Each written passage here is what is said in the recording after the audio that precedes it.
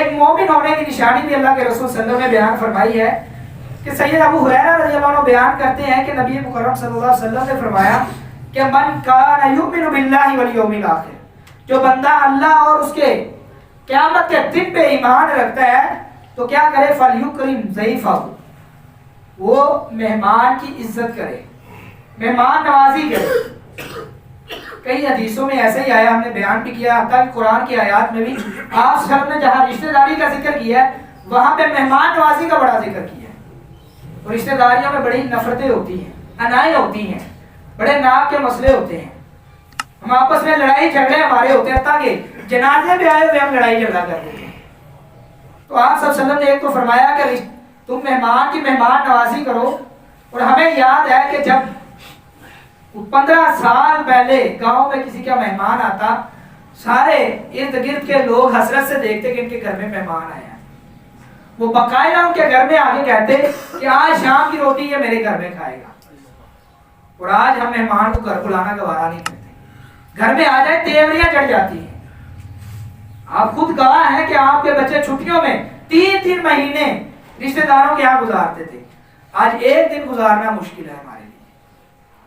لڑائیاں ہیں، جھگڑے ہیں، آپس میں قبول ہی نہیں کرتے ایک دوسرے کو۔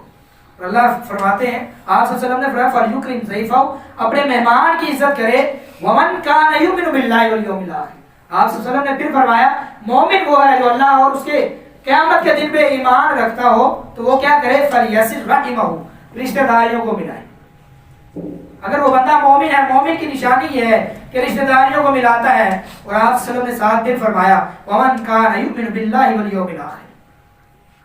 جیسے میں نے پہلے بات کی کہ برتن آپس میں ٹکراتے ہیں، رشتہ داریوں میں ناچاکیاں ہوتی ہیں، لڑائی جھگڑے ہوتے ہیں، اس میں کوئی شک نہیں ہے، لیکن کیا کرنا ہے، کبھی ایسا مسئلہ ہو جائے فلیقل خیرا او لیصمت، اس موقع پہ اچھی بات کرنی ہے یا خاموشی اختیار کر لینی ہے۔ آپ صلی اللہ علیہ وسلم نے فرمایا، یہ ساتھ بیان کرنے کی وجہ یہی معلوم ہوتی ہے کہ آپ صلی اللہ علیہ وسلم نے فرمایا کبھی ایسا مسئلہ ہو فلیقل خیرا او لیصمت، اس موقع پہ اچھی بات کرو یا بالکل خاموشی اختیار کرو۔ ہمارے ہاں ہوتا ہے کہ رشتہ داروں کو ولیمے پہ بلاتے ہیں، کسی اور موقع پہ بلاتے ہیں، کھانا کھاتے ہیں، بعد میں جا کے آتے ہیں کھانا صحیح نہیں بناتے، انہوں نے یہ کام ایسے نہیں کیا ہوا تھا، صحیح نہیں تھا، کرسیاں کیسے لگائی ہوئی تھی، وہ فلاں بندہ کیسے آیا ہوا تھا۔ یعنی ہمارے رشتہ داروں میں یہ بھی مسائل ہیں۔ جب ایسا معاملہ آ جائے خاموشی اختیار کرو، اچھی بات کرو یا خاموشی اختیار کر لو،